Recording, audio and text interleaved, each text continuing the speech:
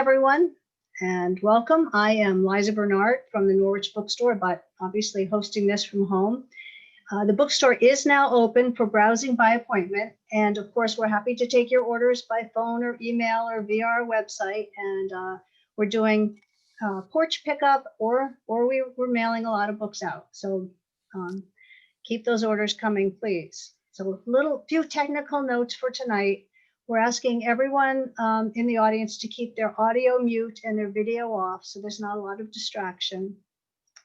And we recommend that you choose the speaker option, not the gallery option, so that the person speaking fills your screen. And then if you turn on the chat, which is the button usually at the lower right-hand corner of your screen, right-hand side of your screen, you'll see links to the books, and you can add your questions and comments. We are, as I was telling Nicholas earlier, we sold out of his books today, and we are expecting more any time now. He is willing to stop by and autograph, and if that's of interest when you purchase the book, just put a note in the comments line on the order form, or tell us when you call the store. We will be recording this event to post to our website later. And a quick thanks to Michael Pryles, whose name you'll see popping up, or if you need tech help, you should private chat him. He's keeping all these, the tech side of these events running smoothly, which is, I'm very grateful for that. So the format this evening, brief introduction, so we can get on with the presentation, and then we're going to invite you to enter your questions in the chat, which I will then moderate and share with our speaker. So Nicholas Christakis, he earned his PhD in sociology at the University of Pennsylvania and a master's in public health at an MD from Harvard. He is currently the Sterling Professor of Social and Natural Science, Internal Medicine, and Biomedical Engineering at Yale, where he directs the Human Nature Lab. He's the author of several books and over 150 articles, and was elected to the Institute of Medicine of the National Academy of Sciences, and is a fellow of the American Association for the Advancement of Science. According to his academic post, his current research is mainly focused on two topics. One, the social, mathematical, and biological rules governing how social networks form, which is connections. And two, the social and biological implications of how they operate to influence thoughts, feelings, and behaviors, which is contagion. And the multiple angles that he approaches his study are reflected in his new book, Apollo's Arrow, The Profound and Enduring Impact of the Coronavirus on the Way We Live, which builds in a certain way on his book from last year, 2019. He published Blueprint, The Evolutionary Origins of a Good Society, which is now available in paperback. So as I read, you can see what I did to the book. As I read, I flagged passages of interest and questions, and I ended up with all these flags.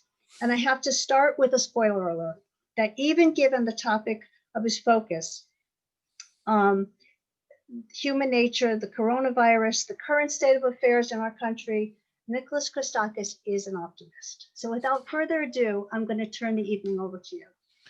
Thank you so much, Liza. Thank you for having me, and I'm very happy to be here at this event. I wish it was in person. I remember when we did Blueprint a year and a half ago and it was in person. I can't see any of your faces. It's a very weird mode for a speaker to be engaged in, but I'm very eager to take your questions. So I'm going to try to just give you an overview of what is happening with the pandemic right now for about 30 minutes, and then at that point, turn it over for questions. And I'm happy to stay as late as Liza wants to keep the event going. So something very unusual has happened to us in the life of our species. We all of us happen to be alive at a particular moment when a new pathogen has been introduced into our midst. This doesn't happen very often, or at least doesn't happen with a pathogen that spreads globally. And this new pathogen, this coronavirus, this SARS-CoV-2, will now be with us forever. This pathogen is not going to leave. And the pathogen is having what is known in ecology as an ecological release. It's like if you take an alien species into New Zealand, like rats, and you release them there, they just have the run of the place and take over the island. We have no natural immunity to this pathogen, and it's just going to spread and spread among us and have a field day with us. And unfortunately, we now know quite a bit about this pathogen, or fortunately, we know quite a bit about this pathogen, but unfortunately, it has some properties which are really not so good. We can start, first of all, with how deadly is the pathogen. And at this point, we're able to say that between 0.5 and 0.8% of people who get infected with this disease will die. Actually, there was a paper in the journal Nature last week which put this number up as high as 1% of people who are infected with the pathogen will die. This is called the infection fatality rate. There's another quantity that's known as the case fatality rate, which is the probability that you will die if you develop symptoms of the disease. And that number is about twice as high. So somewhere between, let's say, 1% and 1.6% of people who develop symptoms of this condition will go on to die. Now, and it varies tremendously by age, as almost everybody knows on this audience. And if you're younger than 20, you have a between 1 in 3,000 and 1 in 10,000 chances of dying if you get infected with this disease. And if you're sort of middle-aged, you're in your 50s, you have a maybe 1%. And if you're above 75 or 80, you have a 20 or 25% chance of dying if you develop symptoms from this disease. Now, it's also important to recognize, however, I mean, this has led to many people saying, oh, well, if you're young, who cares? You can get the disease. And this is completely the wrong public health messaging, because in fact, death is a low probability event for young people anyway. That is to say, young people are unlikely to die. No young person should willingly, happily take on this extra risk. Furthermore, it's led to a lot of confusion in how we're speaking about this matter, because although as a father of young children ranging in age from 10 to 28, I'm very relieved and happy that should my children get sick, unlike other devastating conditions that affect the young preferentially, I don't have to worry so much about them. But I don't like the narrative that, oh, who cares? It's just the elderly, right? This sort of argument that, oh, well, if just the elderly get the disease, these people are our grandparents, our parents, our neighbors, are us, And so I hardly think that that's the appropriate messaging. Nevertheless, that's the mortality of the pathogen. In addition, we also know another important property, which is how infectious is this disease. That is to say, if one person is infected, how naturally likely is the pathogen to infect other people? This is the famous so-called R naught, the R sub-zero, which many of you will have seen in the movie Contagion, for example. And for this pathogen, for coronavirus, that number is between 2.5 and 3.5, probably between 2.6 and 3. Let's say 3. That means for each person who gets this condition in a non-immune population, so there's no natural immunity, it's at the outset, and in a normally interacting host population, 3 new cases will arise. This is actually a fairly contagious pathogen. The most contagious pathogen we know is measles. The R naught is about 18. One person gets sick, that causes maybe 18 new cases, which is incredible. And for seasonal influenza, that number is actually 1.2 to 1.5. Each case of influenza might lead to 1.5 new cases. So it's not so contagious, believe it or not. So this pathogen has middling contagion and middling lethality. We're lucky that it's not as bad, in fact, as smallpox or cholera or bubonic plague, which would sweep through human populations and kill 50% or 80% or 95% of the people in a community, which has happened with other pathogens. So this pathogen is not as bad as that, but it's 10 times deadlier than the flu, and it's not trivial, and it's quite infectious. In fact, if you take these two pathogens and you make a graph where you put, let's say, how deadly are these pathogens on the x-axis and how transmissible are they on the y-axis, and you plot all the respiratory pandemics of the last 100 years on such a graph, the 1918 Spanish influenza would be in the upper right, very deadly and very contagious. And this coronavirus pandemic would be the second most fatal or impactful respiratory pandemic we've had in 100 years. It would surpass the previous second one, which was the 1957 influenza pandemic. So we are alive at a moment of an event that typically happens once every 50 or 100 years. And unfortunately, we are not at the beginning of the end of this pandemic. We are just at the end of the beginning. And this is something that's widely misunderstood. There's a lot of discourse, and many people wish and even fantasize and imagine that somehow, everything's going to be okay soon. And it's not that I want to be a pessimist or an alarmist, but as I discuss in the book, and as I'll tell you in just a moment, if we have enough time, there are many indicators that suggest that we have a long way to go still with respect to this unfortunate situation in which we humans find ourselves at this moment on the planet.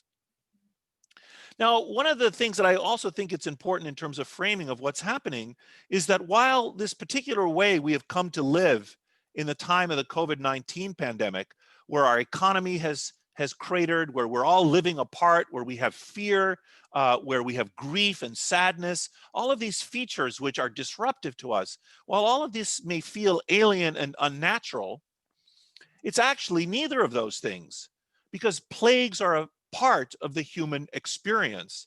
And so what happened in 2020 was not new to our species, it was just new to us. We think, oh my goodness, how can this be happening? But this has been happening for thousands of years. So much great literature talks about this, and this is of course the allusion of the book, the events in the Iliad, which were events from about 3,000 years ago. The Iliad opens with a plague, when the god Apollo rains down a plague upon the Greeks as punishment for something that they had done, in a very moving story. So this has been happening forever. And in fact, what we are witnessing is the great force of a deadly germ meeting the enduring reality of our social nature. This germ exploits some of our most fundamental human capacities, our interest in working together, our interest in having friends, in interacting with each other, our interest in touching and hugging each other. We evolved to have these qualities, and this germ exploits this. In fact, you might even argue that the spread of germs is the price we pay for the spread of ideas. We come together to collaborate, to share information, to teach each other things, to work together, and the germ exploits that, spreading through our social connections, using social networks as a highway for its own purposes. But one of the ironies, or one of the kind of fundamental realities as well, is that equally it is the case that these are the qualities, these capacities for cooperation and for teaching and learning. These are the capacities that ultimately we must use and deploy if in fact we are to combat the virus and emerge victorious. Because in fact we can learn from each other and from the past what to do. So all of this social distancing that we're doing, for example, all these non-pharmaceutical interventions, these are not novel things. You can open up a book and you can read, what did people do in the past when there was a deadly germ afoot? They did these things. And all of the knowledge that scientists are creating and sharing and spreading around the world right now, this is the knowledge that we're going to use in part to see the other side of this. Now, plagues always require collective action and often state power in order to address. You cannot fight an invading army alone. In other words, if an army was on our frontier, you can't just take your weapon, and go there and fight the army. That's ridiculous. It's an invading army. Nor can each person take their weapon and go to the frontier and fight the army, because that's disorganized and not coordinated. We have to work together. We have to somehow be organized in order to fight this enemy. And it's exactly that way with a virus. Each of us, of course, can take steps. You can wash your hands, you can physically distance, you can wear a mask, you can do things to protect yourself. But ultimately, it is a collective threat, and therefore it requires a collective response. And this has been shown again, time and time again, with previous plagues, the importance of such collective action. There are many other features as well that we see with plagues. For example, one of the things that's very common is the scapegoating of other groups, which is typical and ever a temptation. This is seen in the plague of Athens in 430 BC. Thucydides talks about how the Athenians, had to find some other groups to blame. During the bubonic plagues in Europe, for example, there was a tremendous rise in anti-Semitism. Thousands of Jews were put to death, buried alive, or drawn and quartered because they were blamed for somehow having caused the bubonic plague. Although Pope Clement VI miraculously had a very enlightened take on this and said it couldn't possibly be the Jews' fault because they were dying too. So why would they do this? He was actually quite a remarkable man, Pope Clement VI. And similarly, during the HIV pandemic in our society, most of us will remember how we were blaming gay people or blaming Haitians or blaming intravenous drug users, always the temptation to blame someone else. And now we see this with a desire to blame the Chinese or blame immigrants in many parts of Europe. This is very common in the times of plague. It is, in my view, inhumane and unnecessary and usually factually incorrect as well. In addition, as many of you probably know, plague is one of the four horsemen of the apocalypse. And if that's the case, mendacity is the squire to the horseman, because everywhere that plagues go and the germs flow, lies follow right behind. And this emergence of superstition, mendacity, and denial is an ever-present feature of plagues, and as most of us have observed, is present now. Everywhere from the White House on down, there's been this desire to deny what is happening, to pretend it's not happening, to lie about, oh, these drugs help, hydroxychloroquine will help you, which is not true, or that you can do this, that, or, to inject yourself with Clorox, absurd statements by people who should know better, or by people on the street. And you can understand it from a human perspective that people would have this desire, in part because it's always been present, and in part because it's probably more tempting, more soothing to imagine that there is human agency behind the plague than to imagine that it is the workings of a vindictive deity, or that it is the work or the implacable workings of nature, right? If we accepted the fact that this is just the way the natural world is, and we must endure and suffer this calamity, that is harder to accept than the sort of idea that, oh, someone else caused this, they're to blame, and so on. Now, the United States response I'm ashamed at the way our country has responded. I'm very proud of our country in general. I think we have our failings, of course, as a nation, but I see us in many ways as a city on a hill. And certainly when it comes to issues of medicine and science, we are the richest nation on the planet. We spend 17.7% of our GDP on healthcare. We have the CDC, which is the envy of the world. We have many of the world's best epidemiologists and scientists. And yet, we have done pathetically poorly in coping with this pathogen. It is true that other countries have also done poorly, although many have done incredibly well, and we can talk about that. Italy was caught flat-footed. The United Kingdom didn't do so well, is not doing so well. But I expect more from us, right? I expect that we should be doing better. We now know that the president was briefed about this back in December. I myself started focusing my entire laboratory. I redirected their interest of my whole lab by the end of January was just focused on COVID all the time. But the president, unsurprisingly, was aware even earlier about what was happening. And yet the nation did not prepare. We did not have PPE for our healthcare workers. I remember when Dartmouth-Hitchcock sent out a request, I think it was sometime in late February or early March, for local citizens who had masks and gloves at home to donate. This is embarrassing that our nation should be in this type of a situation, that we could not have prepared, because on January 24th, the Chinese saw what was happening in their country and put 930 million people under home confinement, at least through April, beginning in January. So what were we thinking when we saw this? The Chinese, looking at the virus, thought that this was a sufficiently powerful foe that they, in essence, detonated a social nuclear weapon in order to combat it. And we were sitting here in the United States thinking what? That it wouldn't come to us?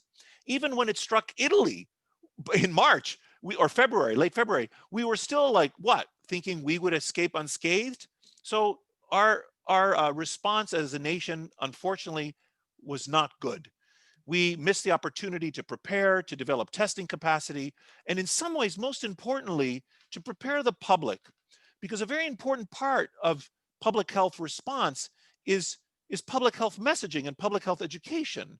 And what I would have wanted from us as a nation, and what I still would want from us as a nation, is maturity, is a willingness to share in the sacrifice, is a recognition of what is happening to us.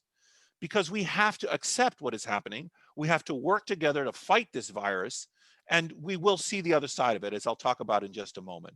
So somehow some grown-ups in the room need to talk to people, and people need to accept. Children can lie about what's happening or pretend that things aren't happening, but it is beneath us and beneath this great nation to put our head in the sand.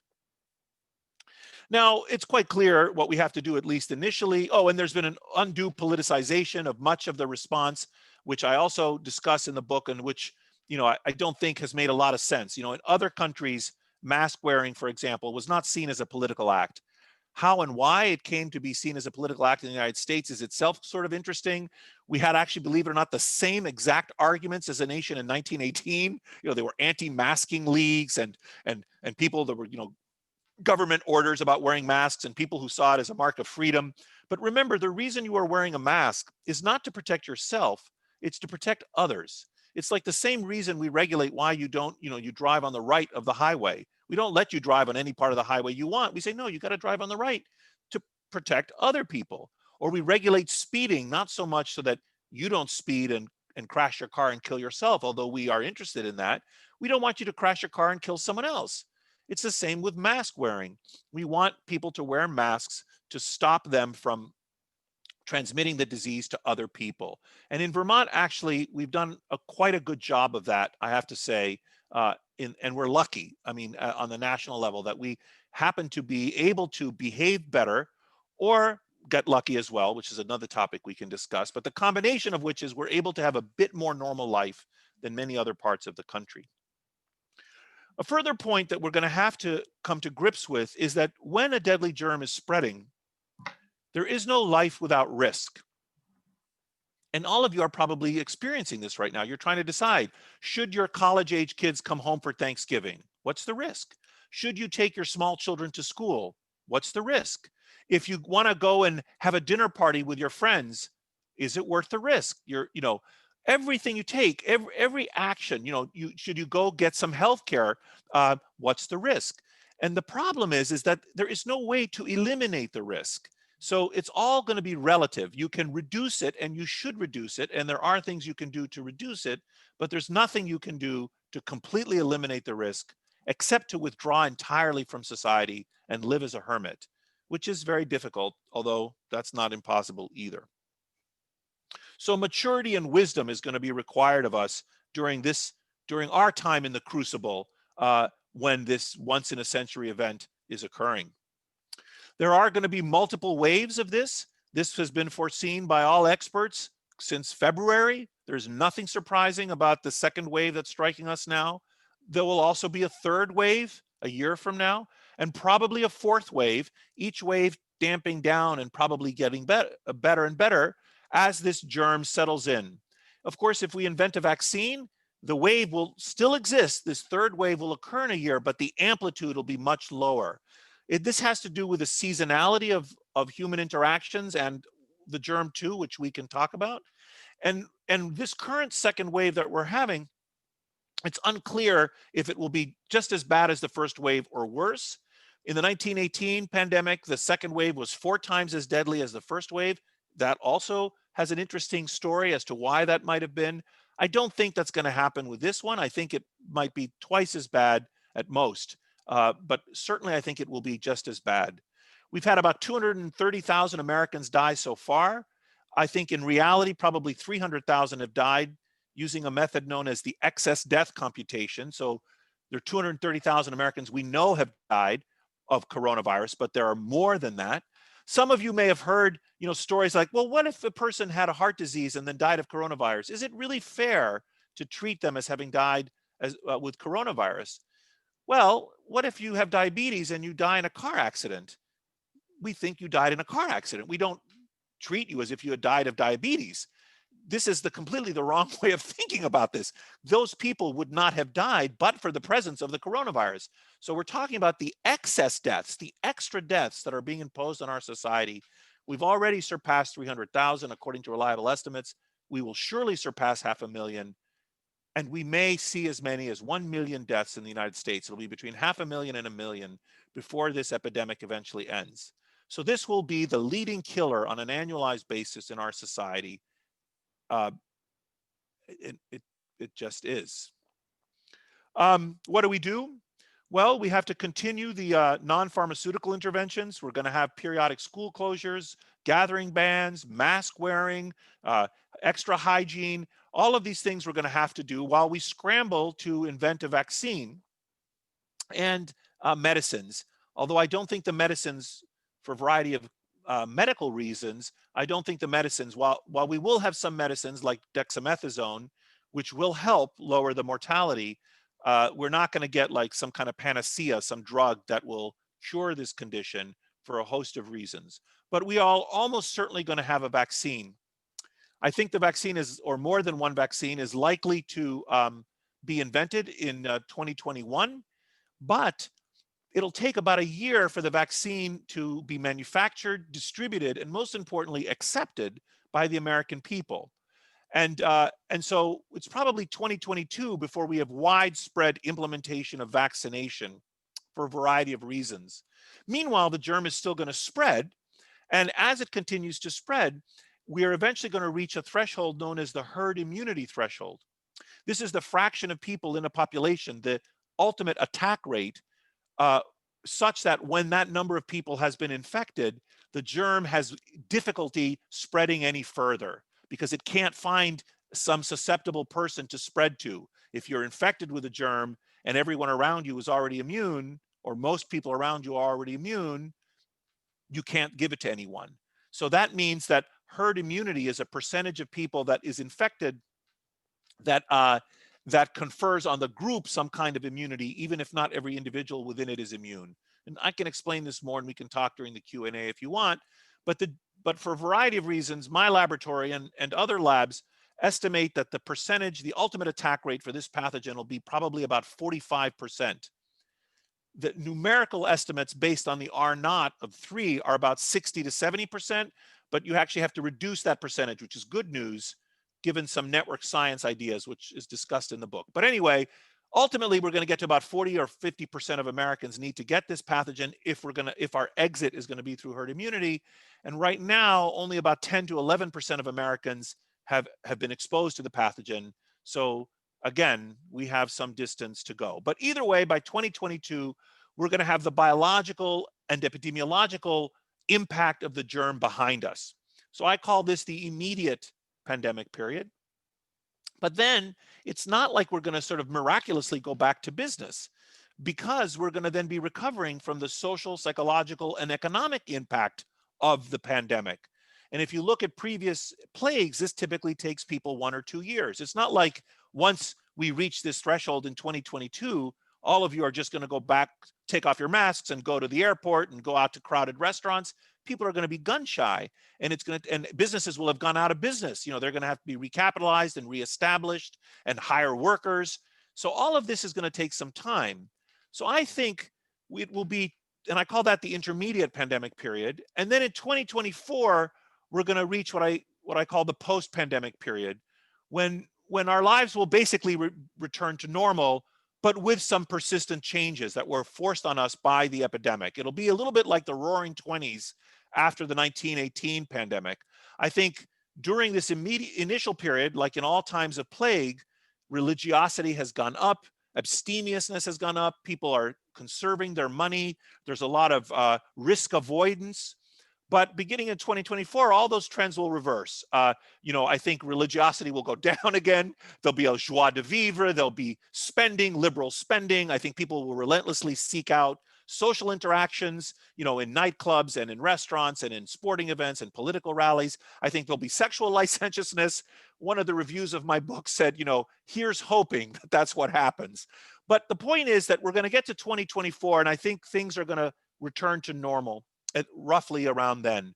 But there will be some changes. I think the fact that we'll have had all this experience with working from home, for instance, will have reshaped our economy in certain fundamental ways. Just like as an example of this, and I won't go into this at length right now, you know, when the 1918 pandemic struck, there had been a movement afoot to get rid of spittoons in restaurants. But with a respiratory pandemic, this spittoons were rightly seen as unsanitary, and society got rid of them. So by the 1920s, there were no longer spittoons anywhere. And not only that, but nobody missed them. Like nobody was saying, wait a minute, where are the spittoons in this restaurant? And I think there are going to be a number of things like spittoons disappearing that will change in our society in the post-pandemic period. We're already seeing that, for instance, as in Vermont, we're seeing, housing prices rise. Why is that? And in New Hampshire, why is that? Well, for thousands of years in times of plague, what do people do? They flee the cities for the countryside. So people are coming here and driving up real estate prices. And it'll take a while for urban resettlement, for people to return to the cities, but they will return to the cities. There'll be some interesting effects on gender relations, which we can talk about in the Q&A, I think, as a result of the pandemic as well, that may persist. So I think I just want to mention one thing, that my lab has been working on an app to help people. My laboratory has done a whole bunch of stuff related to the pandemic. One of the apps that we've released is called Hunala, Hunala. You can find it on the App Store or in Google Play, and you can read more about it at Hunala, hunala.yale.edu. This is not a contact tracing app. It doesn't look at whether you've previously been exposed. It's an app like Waze for coronavirus. It's like a traffic forecasting app. It crowdsources people's reports about whether they have symptoms and whether their friends have symptoms, aggregates them up anonymously, and then reports back to you. Just like if you're driving on the highway and everything looks great, but the people 3 miles ahead of you report that there's a traffic jam, this app aggregates information about where the virus is in networks and geographically, and can feed the information back. It asks for temporary access to your contact list at the beginning. If you want to use your contact list, we don't copy it. The app does not copy your contact list, but it uses that as a way of you to indicate who your social connections are, and thus know a little bit about where you're located in the network. Anyway, if you want to use that tool, it's a tool I use. And you can also, like a weather tracing app, track coronavirus conditions at up to 4 locations around the country. So you can see, where your kids are, or grandparents or friends, like what is the level of the virus in those locations. I'll say a couple more things and then I'll stop. I think we have the misfortune that the virus is attacking us at a particular moment in our society where there's been a thinning out of our intellectual life. There are a number of macro trends that have been affecting our society that I think have sapped our ability to effectively respond. One has been the denigration of expertise. So in many sectors of our society, expertise is now somehow seen as some kind of elitism, for example, and which I really don't understand. I mean, if you have a flood in your basement and you call the plumber, or if you have a problem with your car, you want an expert plumber or an expert mechanic or an expert surgeon. In fact, the way our whole economy is organized is that one person's disaster is another person's everyday occupation. The flood in your basement is an emergency for you, but it's a routine event for the plumber, which is great. He comes and fixes the problem for you. And so why we have a denigration of expertise when it comes to certain scientific topics is a problem. I don't understand it's a problem. This is coupled with a distrust in science, which I think is a problem for our society, a political polarization, which we mentioned earlier, and perhaps most worrisomely, a kind of loss of a capacity for nuance. So many times, political issues or scientific issues are seen as black or white, which they're not, right? They're not black or white. They're shades of gray in most issues in life. And the inability to see the shades of gray interferes with our ability to find workable solutions and build political will around difficult challenges. Now, this plague will end. All plagues eventually end. And I discussed that as well. The plague will have a biological end and a sociological end. And biologically, it can end in a number of ways. One is this notion of herd immunity that I discussed earlier. Before the existence of pharmaceutical interventions, this was how all plagues ended. They worked their way through the population, and then you had a level of immunity in individuals that crossed a critical threshold such that the germ could no longer easily wind its way through a group. In addition, we may get vaccination, which we may get herd immunity through vaccination, which is how we prevent measles outbreaks. If the vaccination rate falls below a certain level, then we get measles outbreaks. But if we get enough vaccination, we don't have measles outbreaks. That is likely to be one of the exits biologically from this plague. The pathogen could evolve to be milder from the point of view of the pathogen. It doesn't want to kill us. Germs actually don't like to kill their hosts. They prefer it that we move about and infect other people. And so the less virulent, the less deadly strains of the virus typically come to predominate, but that takes some time. There is some, I believe, some significant likelihood that this particular pathogen in 100 years, and probably sooner, will become like one of the common cold coronaviruses. There's 7 coronaviruses that afflict human beings. 4 cause the common cold, and 3 of them have caused serious disease, one of which is the 2003 SARS-1 pandemic, one of which is the 2012 Middle Eastern Respiratory Syndrome epidemic in the Middle East, and one of which is the COVID-19 pandemic we're facing. I think over a period of decades, maybe sooner, this coronavirus may become like a common cold. You'll get it as a child. As we all know, the children aren't seriously afflicted. They'll develop some immunity, which will persist. We can discuss that too. There's a lot of research on this right now. And then if you get re-exposed as an adult, it won't be so serious. But most importantly, there will be a social end to the pandemic, as we have already discussed a little bit.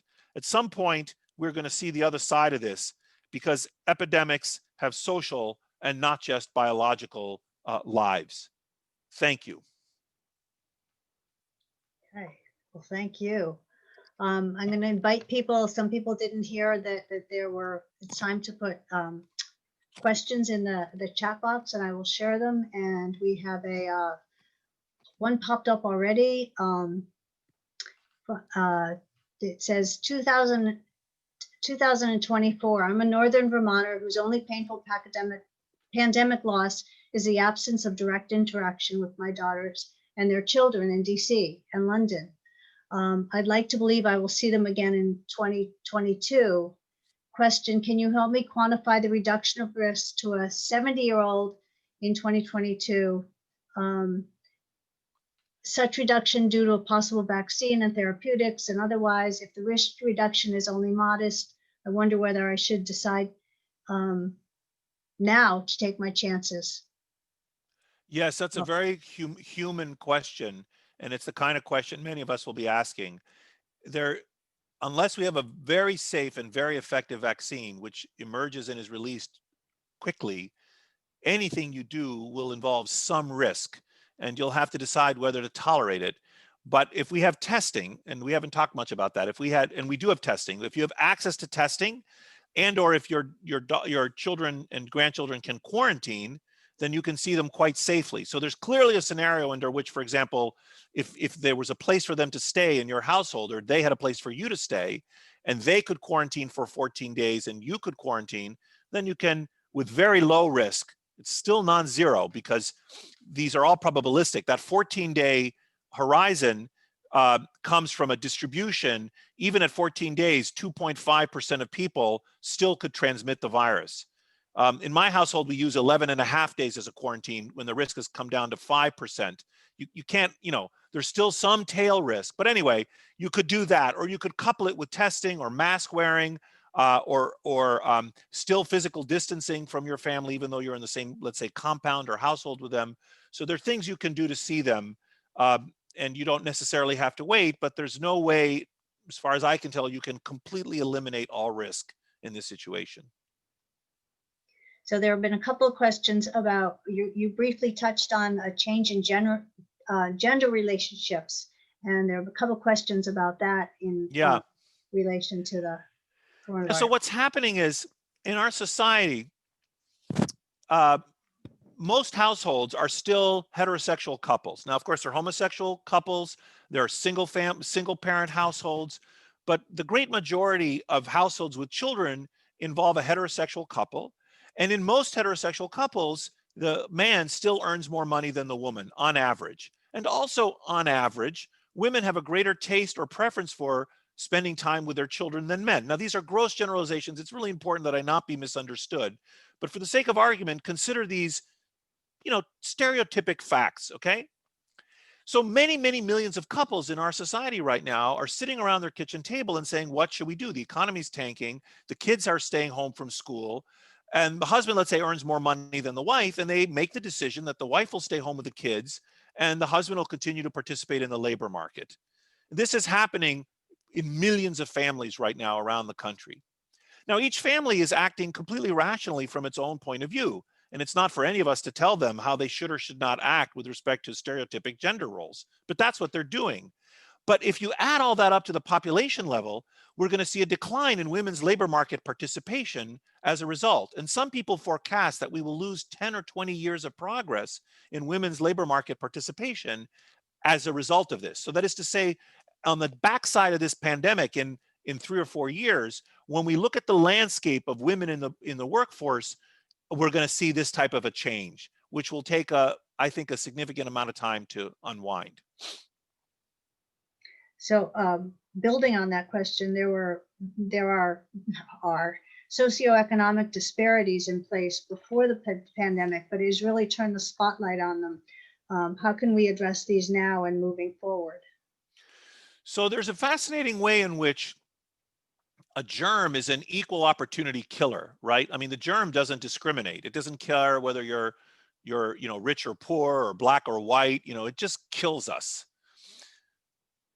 And many people have argued that in times of epidemics, our common humanity would be heightened, and that people would band together and see the extent to which we all have something in common. But it is also the case that, unfortunately, pretty much in every pandemic, the poor and the disadvantaged, the sick, the socially marginalized are preferentially afflicted with contagious diseases. So the questioner is exactly right that, in fact, the epidemic highlights or exploits, or the pathogen exploits, pre-existing divisions and inequalities in our society. And I think there are certain kind of philosophical ways that the epidemic might provide us an impetus to redress these longstanding inequalities, because it's more difficult. Like, let's say you didn't care about the homeless. Well, in the time of an epidemic, you might have self-interest to care about the homeless, because homeless people might be a reservoir for the germ, and the germ could come to you. So we could even make an argument from self-interest that the reason you should care about people who are disadvantaged right now, I think you can make the moral argument at any moment in time, but in a kind of ironic way, the existence of this threat might heighten our interest. And we see this playing out right now, for example, with respect to sick leave policy and hourly workers. So most hourly workers in our society are not entitled to sick leave. But this is a crazy policy during a time of an epidemic disease, because if you're an hourly worker who gets sick and you don't have sick leave, what do? You go to work and then you infect your colleagues, which is stupid, right? Nobody wants that. We should have sick leave for hourly workers. And many companies, from pizza delivery firms to Apple Computer, have seen the wisdom of this. I suspect, earlier we were talking about gender roles, I suspect that on the backside of this, we will see a change, for example, in sick leave policies that maybe redress some of the inequality in this regard as well. Okay. So firing these at you fast, but you mentioned the fun outcome, quote unquote fun outcome of 2024. Can you speak more about the mental health, suicide, and substance abuse outcomes that are predicted? Early data is showing an increased rise in these concerns, and they need to be addressed before there's an interconnected pandemic of these issues. No, we're definitely seeing a rise in intimate partner violence, in psychiatric conditions, in suicide. There's lots of these conditions as well, and of course I do discuss that in the book. And you have to understand that there is no easy out for us. Like, all of our options are bad, right? And we have to accept that the world has changed. There's this new pathogen that likes to kill us, and it's moving around. So we could, for instance, say, well, we shouldn't be engaging in physical distancing. The government, for example, shouldn't oblige this on us, that this is causing Poverty, for example, is deadly, and people staying at home and apart from each other, it's causing suicide and depression, and that's true. But keep in mind, it's not just the government action that's causing these things. The virus itself is causing them. In other words, even if the government did nothing, people would stay home, right? People would physically isolate. The economy would tank. So we would have many of the same bad outcomes, even if the government did nothing. So the point is, we have difficult choices. You could say, well, it's really bad that we're having these mental health consequences, and you're right, but there's no way to easily avoid them either. And the things we would do to avoid them would cause other problems. And so this is one of the reasons that earlier I was talking about how we're going to be called on to be mature and to make sacrifice and to work together as a nation to protect the vulnerable among us, including people that are at risk for suffering from mental illness, people at risk for the pathogen, and so on. So there are a number of questions, some of them fairly long. I'm going to synthesize them, but they have to do with the effect on children, long-term and short-term, with education and schools being closed or partially open or remote, and Yes. how that affects the whole family dynamic and specifically the children themselves. It's bad. I mean, my wife is an elementary school teacher. She wrote a book called The Importance of Being Little, which was a New York Times bestseller, and is a magnificent book. I can say this about my wife's book. And and my brother is a well-known pediatrician in Seattle, and in our family we have all kinds of, we pull our hair out, the extended family, about this. Like, what can we do? What should we do? It's not easy. Our children are also paying a price as a result of this. And again, you could open the schools, but the kids would also be fearful. Many children are worried that their parents or grandparents will get the virus. They're not stupid, many, kids. And the kids can also, let's be honest, it's unlikely the kids will die if they're infected, but they could die, and some do die, as you probably have read.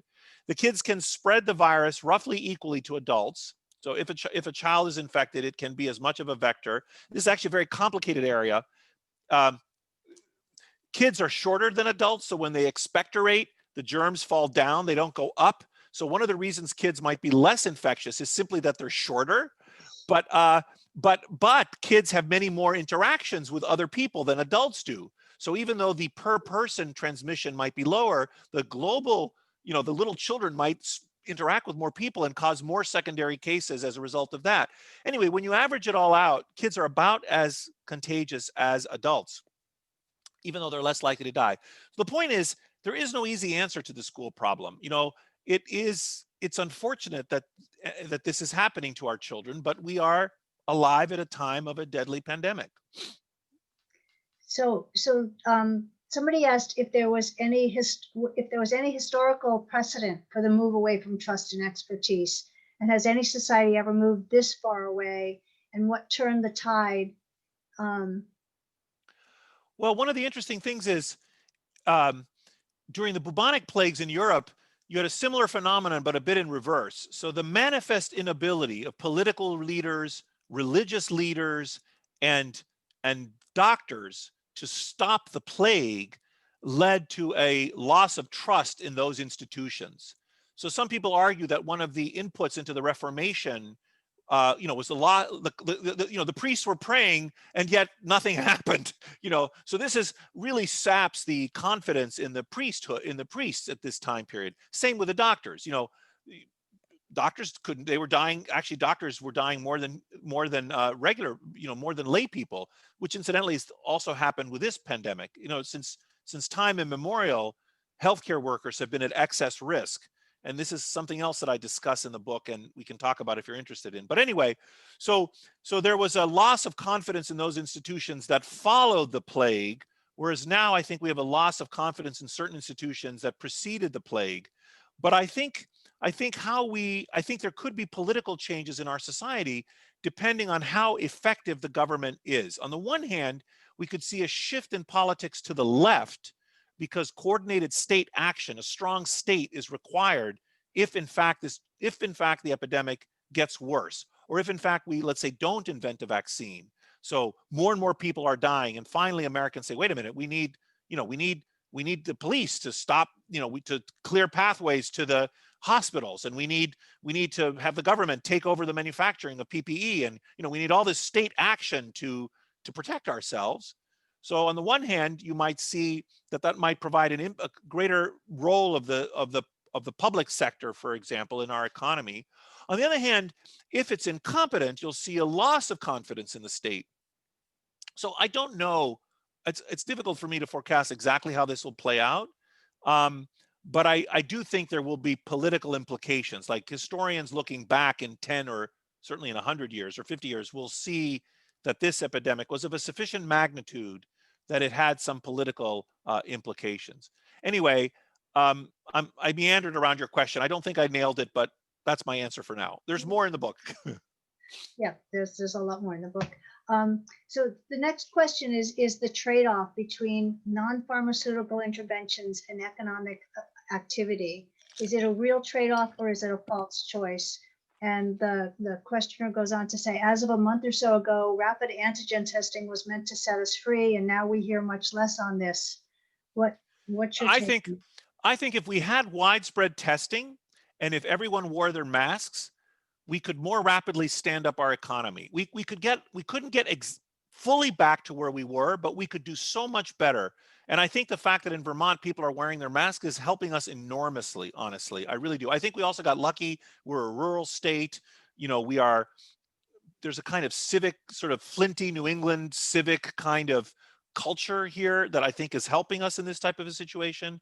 But I think if we wore our masks and we had more testing that was easily available, that was inexpensive, and that is coming. I just wish the nation had invested a few $100 billion in this, like as it should have, 6 months ago. If you look at Taiwan and South Korea, which are other rich democracies, they were right out of the box, had testing up and running. And that plays a huge role to know where the virus is. I mean, just think about it. If you're an employer and you have your employees tested twice a week, you can stop an outbreak from occurring in your shop or in your place of employment, and you can keep doing business, for example. And if you have people wear masks and so on. Incidentally, there's something called the Swiss cheese model of pandemic preparedness. The Swiss cheese model is this idea that you have multiple layers of defense against the pathogen. You might have, let's say, testing or mask wearing or school closures or border closures or gathering bans or hand washing, or each of those is a separate layer of Swiss cheese, and each layer of Swiss cheese has some holes in it.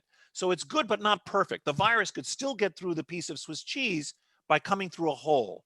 But if the holes are randomly positioned on a piece of cheese, when you stack a few pieces of Swiss cheese into your sandwich, by the third or fourth piece of Swiss cheese, there's no hole that's aligned all the way through all the layers. And so in a way, it doesn't matter what methods you deploy, so long as you deploy more than one or two. And this is why there was a super spreader event in the White House, because they just relied on testing. They also should have been doing physical distancing or masking or some other additional intervention. And this is why also not every area has to do the same things. So New Zealand relies on border closures. They're an island, they're lucky. Border closures and quarantine. And Greece relies on masking and school closures. And South Korea relies on contact tracing and masking. So each country can deploy different interventions and achieve some kind of control. So if we deploy a few things, we can do much better than we're doing. And so I think there is a sense in which we need to do that locally for all of our sakes. Oh, so the trade-off. So there is a trade-off, and there's an unavoidable trade-off. And you have to understand, Larry Summers, a former Treasury Secretary and a former colleague of mine from when I was at Harvard, and David Cutler, another economist at Harvard, they had a paper about a month ago that called this virus the $16 trillion virus. Trillion. These are unimaginably large sums of money. And they estimated that 8 trillion of that loss is from the virus alone. So our economy, from the moment the virus was loose in our species, our nation lost $8 trillion. Like that. There's nothing we could do about it. And an additional 8 trillion is because of the death and disability and sickness caused by the virus. So we had $16 trillion of damage to our nation because of this virus. It's one of the biggest calamities that has afflicted us. And this is the thing that, my point here is not to be depressing or pessimistic. My point is just to say, this is the unfortunate reality that we have before us. We have tools at our disposal to cope. We will see the other side of it, but we can't wish this away. So a last question, because I'm happy to stay a few extra minutes if you want, Liza. It's up to you. Okay. Well, okay, there's a couple of questions that have to do with the science. One of them is why MERS and SARS didn't come into this country like Corona. And also, in terms of your layers of Swiss cheese, how important is temperature taking in the mix? Okay, so the first question is answered in detail in chapter 2 of the book. So I could give you the wrong answer, but those viruses had certain different epidemiological properties. This particular virus that is causing COVID-19 is almost a perfect storm virus of its fundamental properties. It has some other qualities we haven't discussed today that allow this to go pandemic, and the other ones did not. The temperature checks are useful, but they're limited in their impact. So yes, I would do temperature checks if we can. Many of the Asian countries do them. It can't hurt. I went to Dartmouth Hitchcock today, for example. They took my temperature when I went in. That's a very sensible policy. If I had a fever, they would have turned me around, which is what they should have done. But, probably not too many people with fevers are attempting to enter, unbeknownst, unknown fevers are doing that. Okay. So going back to the optimism, you wrote in one place that people are motivated to help others more than they are to help themselves. The impetus to be generous is hardwired. It's a quote from your book. And in the last chapter, you write about hope and the end of the pandemic and how it can motivate us to prepare. Can you just talk about the optimism a little bit as a closing? Yeah, I think those of you that saw when I spoke at the bookstore, at the Norwich Bookstore a year ago. By the way, I wasn't planning on writing this book. Usually I write a book every 10 years. And my last book was 2009. Actually, my first book was 1999. It was a book on prognostication at the end of life called Death Foretold. And then I wrote a book in 2009 called Connected on human social networks. And then I wrote what I thought was going to be sort of my magnum opus called Blueprint, the Evolutionary Origins of a Good Society, in 2019, so every 10 years. And I had another book in mind that I was going to work on over the next 10 years. And then the pandemic struck.